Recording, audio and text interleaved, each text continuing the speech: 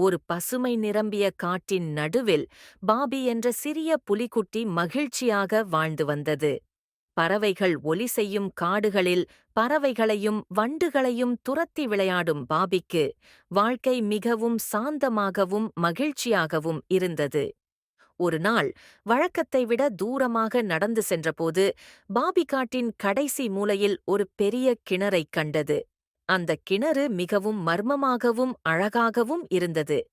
இதில் என்ன இருக்கலாம் என்று பாபி ஆச்சரியமாக நெருங்கிப் பார்த்தது. பின்பு பாபி இதைப் பற்றி தனது நண்பர்களிடம் சொன்னது. அவர்கள் உடனே எச்சரித்து, அந்த கிணற்றின் அருகே போகாதே, அது ஆபத்தானது. அந்த கிணற்றை அருகே சென்றவர்கள் மீண்டும் ஒருபோதும் மாறாமல் திரும்ப முடியவில்லை என்றனர்.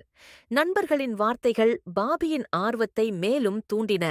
அடுத்த நாள் பாபி தன் ஆர்வத்தை அடக்க முடியாமல் மீண்டும் அந்த கிணற்றை நோக்கி சென்றது.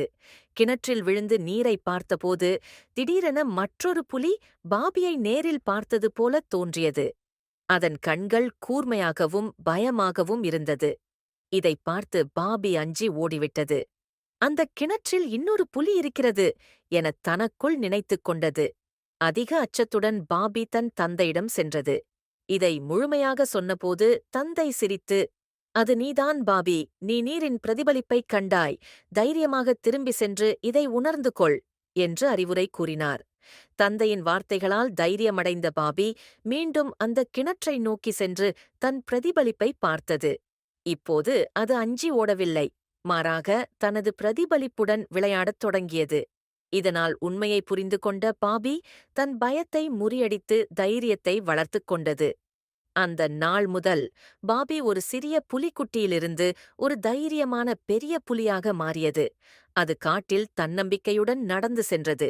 கதையின் நியதி: பயம் பெரும்பாலும் தவறான புரிதலால் வருகிறது. உங்கள் பயங்களை தைரியமாக எதிர்கொண்டு உண்மையை புரிந்து கொண்டால் நீங்கள் மேலும் வலுவாகவும் தன்னம்பிக்கையாகவும் மாற முடியும்.